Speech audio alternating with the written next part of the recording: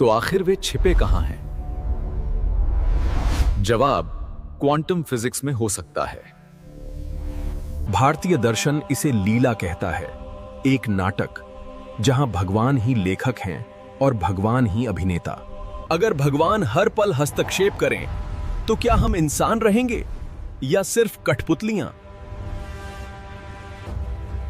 ईश्वर ने ऐसी दुनिया क्यों बनाई जहां जीने के लिए एक को मरना पड़ता है? या क्या हम एक प्रयोग हैं ये देखने के लिए कि चेतना पदार्थ में फंसकर क्या करती है? हमने बादलों में देखा, सितारों के पार देखा, लेकिन सवाल वही रहा, आखिर भगवान कहां रहते हैं? धर्मों ने कहा वे स्वर्ग में हैं, बादलों के ऊपर एक सोने के सिंहासन पर। लेकिन जब हमारी दूरबीनों ने वहां देखा तो उन्हें कोई सिंहासन नहीं, सिर्फ खाली जगह मिली। शायद हम गलत जगह देख रहे थे। क्या भगवान किसी जगह पर हैं या वे जगह से परे हैं? विज्ञान कहता है कि 11 आयाम हो सकते हैं। क्या भगवान किसी ऐसे आयाम में हैं जहां हमारी नजर नहीं पहुंचती? जैसे मछली पूरे जीवन पानी में रहकर पूछती है पानी कहां है, वैसे ही हम भगवान को ढूंढ रहे हैं। ऊर्जा कभी नष्ट नहीं होती। क्या वो अनंत ऊर्जा ही ईश्वर का शरीर है? शायद ईश्वर कोई व्यक्ति नहीं, बल्कि वो चेतना है जो इस ब्रह्मांड को देख रही है। शून्य से जीवन का उदय हुआ। इस महाविस्फोट ने अस्तित्व की नींव रखी। डीएनए। प्राचीन ग्रंथ कहते हैं मैं एक था, मैंने बहुत होने की इच्छा की। क्या ईश्वर अकेले थे? खुद को देखने के लिए दर्पण चाहिए। हम और यह दुनिया ईश्वर का दर्पण है। भगवान ने इंसान को इसलिए बनाया ताकि वे खुशी, दुख और प्यार को अनुभव कर सकें। या क्या हम एक प्रयोग हैं ये देखने के लिए कि चेतना पदार्थ में फंसकर क्या करती है? जीवन का लक्ष्य पैसा नहीं, बल्कि चेतना का विकास है। पत्थर से पौधा, पौधे से इंसान, इंसान से भगवान। भारतीय दर्शन इसे लीला कहता है, एक नाटक जहां भगवान ही लेखक हैं और भगवान ही अभिनेता। खेल का मजा तभी है जब हम भूल जाएं कि हम कौन हैं, इसलिए हम अज्ञान में हैं। अगर वो पिता हैं तो हमसे इतनी दूर क्यों हैं? वो आगे आकर बात क्यों नहीं करते? अगर भगवान हर पल हस्तक्षेप करें तो क्या हम इंसान रहेंगे या सिर्फ कठपुतलियां? उन्होंने हमें सबसे बड़ा और सबसे खतरनाक तोहफा दिया है यानी स्वतंत्र इच्छा। वे एक घड़ीसाज की तरह हैं, नियम बनाए, चाबी भरी और फिर सृष्टि को चलने के लिए छोड़ दिया। अगर वे हर मुश्किल हटा दें तो हमारा विकास रुक जाएगा। संघर्ष ही हमें मजबूत बनाता है। भगवान तानाशाह नहीं है। वे चाहते हैं कि हम डर से नहीं, बल्कि समझ से सही रास्ता चुपें।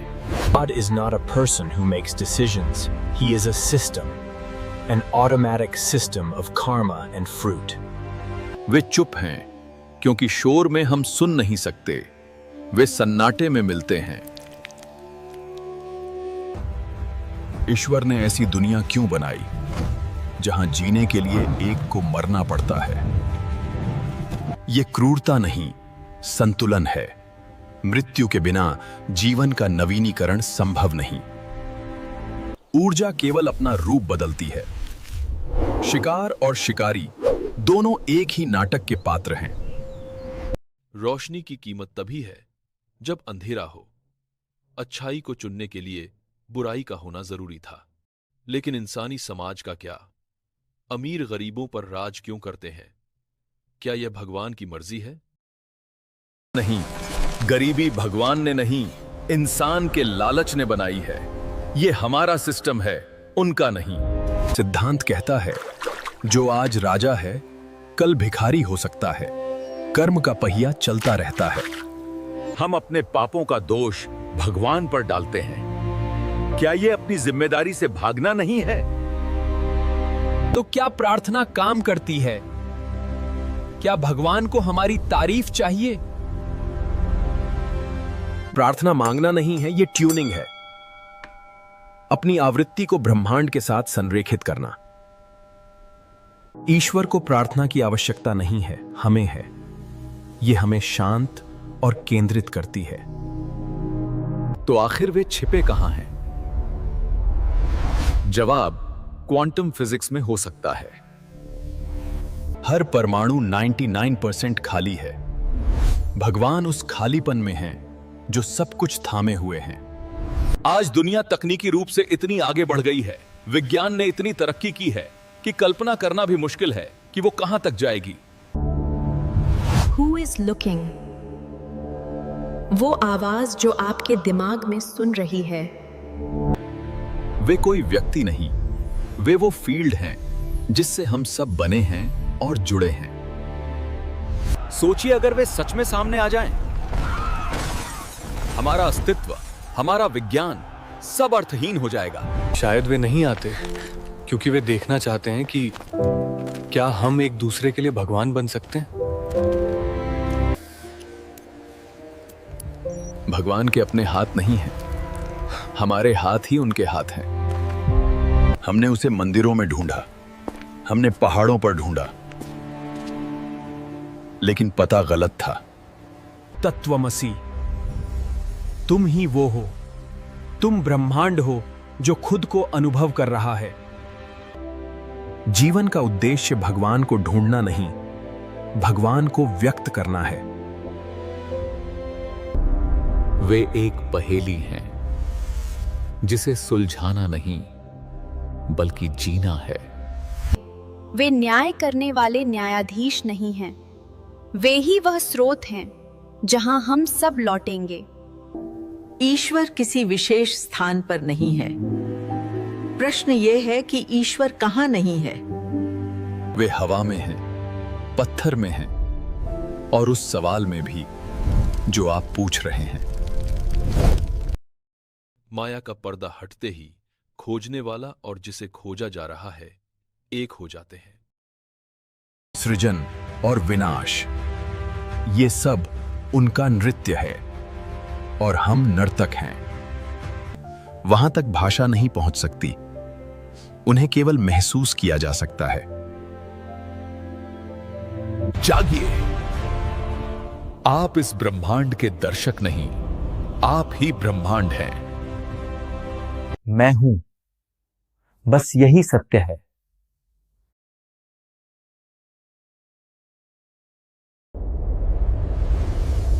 Do not search for me.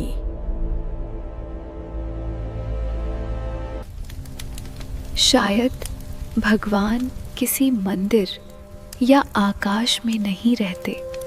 शायद वे उस सवाल में छिपे हैं जिसे पूछने से इंसान डरता है।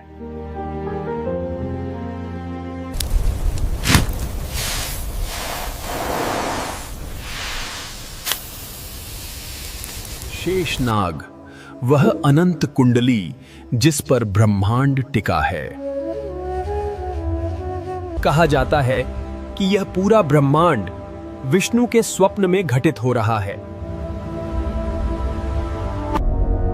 हमारी आकाश गंगा का आकार भी एक कुंडलित हरे पेड़ के अजगर जैसा है। सूरज का गुस्सा हो या ब्लैक होल की भूख, पृथ्वी सब कुछ झेल जाती है। क्यों? अंतरिक्ष शांत नहीं है। यह एक ऐसा युद्ध क्षेत्र है जहां हर पल मृत्यु नृत्य करती है। शून्य के बीच यह चमकता है, शांति का प्रतीक। यह पृथ्वी है। क्या कोई अदृश्य शक्ति है जो ब्रह्मांडीय हथियारों को हम तक पहुंचने से रोक रही है? वेद इसे विष्णु कहते हैं, पालनहार। विज्ञान इसे कॉस्मिक शील्ड कहता है। आज हम खोलेंगे उस अदृश्य द्वार का रहस्य जो पृथ्वी की रक्षा कर रहा है। सूरज का गुस्सा हो या ब्लैक होल की भूख, पृथ्वी सब कुछ झेल जाती है। शास्त्र कहते हैं ब्रह्मांड को बिखरने से रोकने वाली शक्ति ही विष्णु है। क्या वो शक्ति गुरुत्वाकर्षण है या उससे भी परे कोई दैवीय ऊर्जा? Is there an invisible power preventing cosmic weapons from reaching us? स्वागत है उस जगह जहां विज्ञान और ईश्वर एक हो जाते हैं। सुदर्शन चक्र भगवान विष्णु के हाथ में केवल एक हथियार नहीं बल्कि एक विज्ञान है। सूरज का गुस्सा हो या ब्लैक होल की भूख, पृथ्वी सब कुछ झेल जाती है। क्यों? ये घूमता हुआ ऊर्जा कवच हमें सौर तूफानों से वैसे ही बचाता है जैसे कोई ढाल। इसे वैन एलन बेल्ट कहते हैं, एक अदृश्य दीवार जिसे पार करना नामुमकिन है। पुराणों में असुरों का वध और विज्ञान में रेडिएशन का खात्मा, क्या दोनों एक ही हैं? शेषनाग, वह अनंत कुंडली जिस पर ब्रह्मांड टिका है। क्षीर सागर यानी डार्क मैटर का वो समुद्र जिसमें तारे तैर रहे हैं। हमारी आकाश गंगा का आकार भी एक कुंडलित हरे पेड़ के अजगर जैसा है। यह घूमता हुआ ऊर्जा कवच हमें सौर तूफानों से वैसे ही बचाता है जैसे कोई ढाल। भौतिकी भी मानती है कि ब्रह्मांड को स्थिर रखने के लिए एक बाइंडिंग एनर्जी जरूरी है। हमारी आकाश गंगा के केंद्र में वहां समय लगभग थम जाता है, ठीक वैसे ही जैसे वेदों में ब्रह्मकाल बताया गया है। वैकुंठ, जहां न जन्म है न मृत्यु, जहां सिर्फ अनंत ऊर्जा है। क्या नारद मुनि का लोक लोकांतर जाना वॉर्म होल यात्रा का प्रमाण है? प्रकाश की गति से भी तेज यात्रा, जिसे आज हम टेलीपोर्टेशन कहते हैं। गरुड़, एक ऐसा वाहन जो समय और स्थान की सीमाओं को चीर सकता है। ब्रह्मांड का नक्शा देखिए, यह किसी विशाल मस्तिष्क के न्यूरॉन्स जैसा दिखता है। कहा जाता है कि यह पूरा ब्रह्मांड विष्णु के स्वप्न में घटित हो रहा है। मॉडर्न साइंस इसे सिमुलेशन थ्योरी कहता है। सब कुछ माया है। जो ठोस प्रतीत होता है वो वास्तव में ऊर्जा का केवल एक कंपन है। यही माया है। प्रकाश की गति से भी तेज यात्रा, जिसे आज हम टेलीपोर्टेशन कहते हैं। क्या पृथ्वी के ऊपर कोई गुप्त द्वार है जिससे होकर दिव्य शक्तियां आती जाती हैं? नासा के उपग्रहों ने ध्रुवों के ऊपर अजीबोगरीब ऊर्जा के स्पाइक्स रिकॉर्ड किए हैं। It is said that this entire universe is happening in Vishnu's dream. Modern science इसे सिमुलेशन थ्योरी कहता है। सब कुछ माया है। विज्ञान कहता है कि ब्रह्मांड अव्यवस्था की तरफ बढ़ता है। यदा यदा ही धर्मस्य, जब भी यह संतुलन बिगड़ता है एक शक्ति जन्म लेती है। क्या अवतार एक सिस्टम रीसेट की तरह होते हैं जो वायरस को मिटाते हैं? बृहस्पति ग्रह को देखें, यह एक वैक्यूम क्लीनर की तरह हमें बचाता है। क्या यह संयोग है कि हम बृहस्पति को गुरु और संरक्षक मानते हैं? कूर्म अवतार जो आधार बना, क्या यह टेक्टोनिक प्लेट्स की स्थिरता की कहानी है? वराह अवतार, जिसने पृथ्वी को अपनी कक्षा से गिरने से बचाया। और कल्कि, जो कलयुग के अंत में आएगा, क्या वो कोई अलौकिक घटना होगी? ब्रह्मांड में हजारों बार हम बाल बाल बचे हैं। इसे किस्मत कहें या कृपा। प्रकृति का हर कण एक ही गणितीय डिजाइन का अनुसरण करता है। डिजाइनर कौन है? त्रिशूल का आकार क्यों? हमारे सौर मंडल से परे भी रचना और विनाश का खेल जारी है। ब्रह्मांड एक सचेत प्राणी है और हम सभी इसका एक हिस्सा हैं।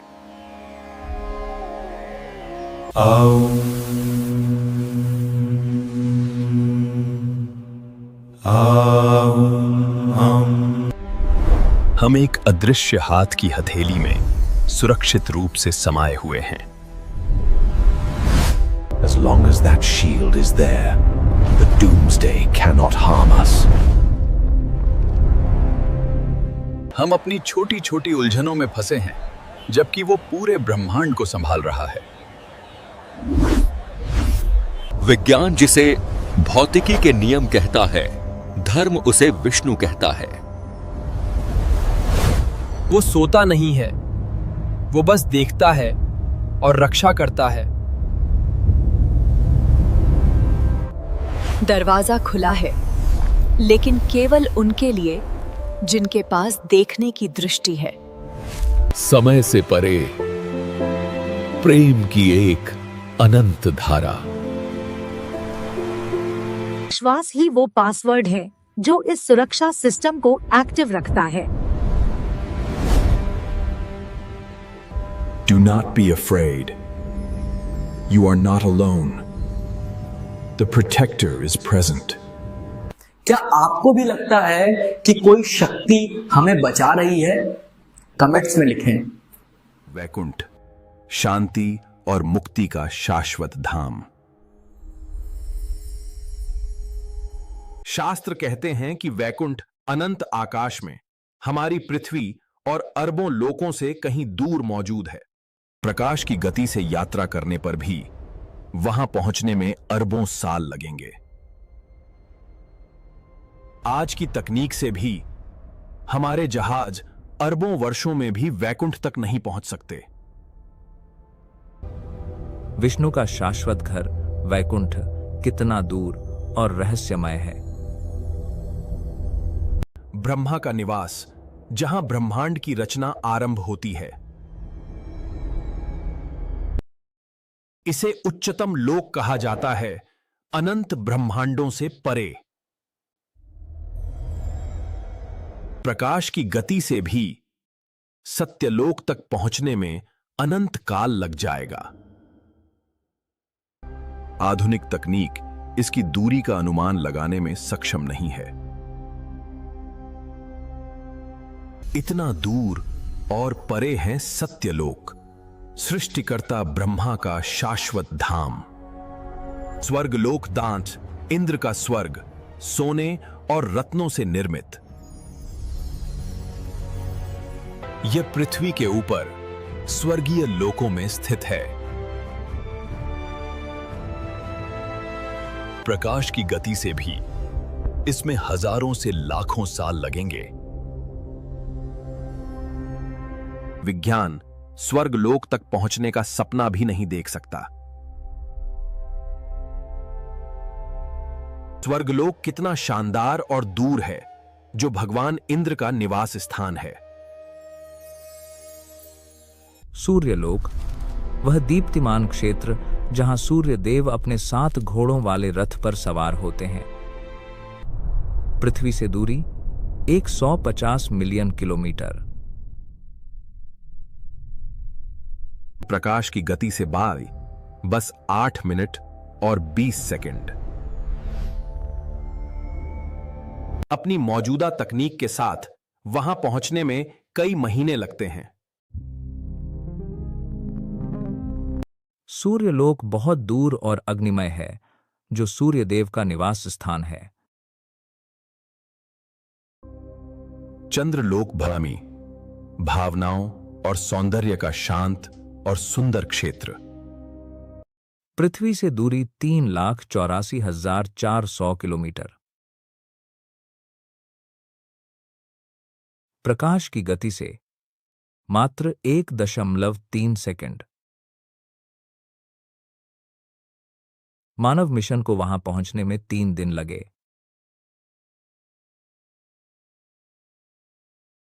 चंद्रलोक कितना दूर और सुंदर है, चंद्रदेव का घर।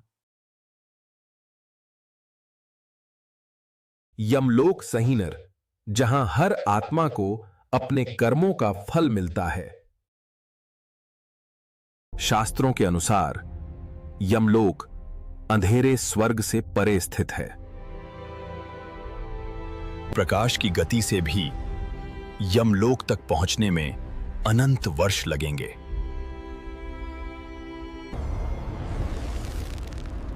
आधुनिक विज्ञान इस स्थान तक नहीं पहुंच सकता। इतना रहस्यमय और दूर है यमलोक, यमदेव का निवास स्थान। अलकापुरी पान कुबेर का महल, जो सोने और कीमती रत्नों से बना है। यह हिमालय से परे एक स्वर्गीय आयाम में स्थित मानी जाती है। प्रकाश की गति से भी इस क्षेत्र तक पहुंचना असंभव है, क्योंकि यह एक दिव्य आयाम में मौजूद है। हमारी वर्तमान तकनीक कभी इस दिव्य महल को छू भी नहीं सकती। अलकापुरी, कुबेर देव का वास, इतनी भव्य और दूरस्थ है। वरुण लोक आनमुई, जल और महासागर के देवता वरुण का वास स्थान। कहा जाता है कि यह सभी महासागरों और स्वर्गीय जल क्षेत्रों से परे मौजूद है। प्रकाश की गति से भी वरुण लोक तक पहुंचने में अनगिनत साल लग जाएंगे। आधुनिक तकनीक इस छिपे हुए और रहस्यमय क्षेत्र तक नहीं पहुंच सकती। वरुण लोक इतना रहस्यमय और गहरा है, वरुण देव का निवास। अग्निलोक आक, अग्निदेव का निवास, शुद्ध ऊर्जा का केंद्र। कहा जाता है कि यह ब्रह्मांडीय ऊर्जा क्षेत्र में नश्वर पहुंच से परे मौजूद है। प्रकाश की गति भी इसके दूरी नहीं माप सकती।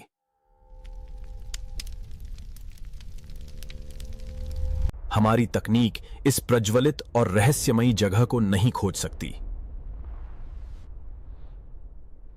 इतना तेज और रहस्यमय है अग्निलोक, अग्निदेव का घर। वायुहंदा, वायुलोक तेमकंत, वायुदेव का निवास, श्वास और जीवन के स्वामी। यह पृथ्वी के परे एक अदृश्य लोक में मौजूद है, जो मानव दृष्टि से परे है। प्रकाश की गति से भी वायुलोक तक पहुंचना असंभव है।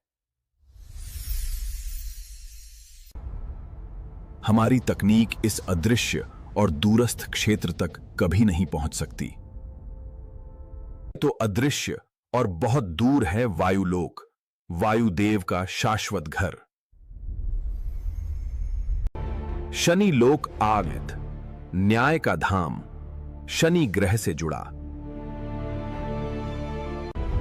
पृथ्वी से दूरी होगी 1.4 बिलियन किलोमीटर।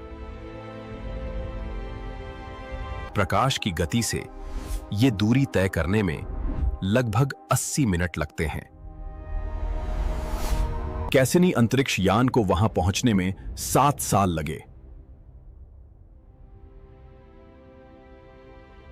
यह है शनि लोक, शनि देव का निवास स्थान। छाया लोक बाजा में राहु और केतु का अदृश्य आयाम। ये भौतिक ग्रह नहीं हैं, बल्कि ये सिर्फ खगोलीय बिंदु हैं। यहां तक कि प्रकाश भी उन तक नहीं पहुंच सकता, क्योंकि वे केवल बिंदु हैं। आधुनिक विज्ञान इन्हें केवल गणनाओं के माध्यम से समझता है। सो रहस्यमय है छायालोक, जहां राहु और केतु अपना प्रभाव डालते हैं।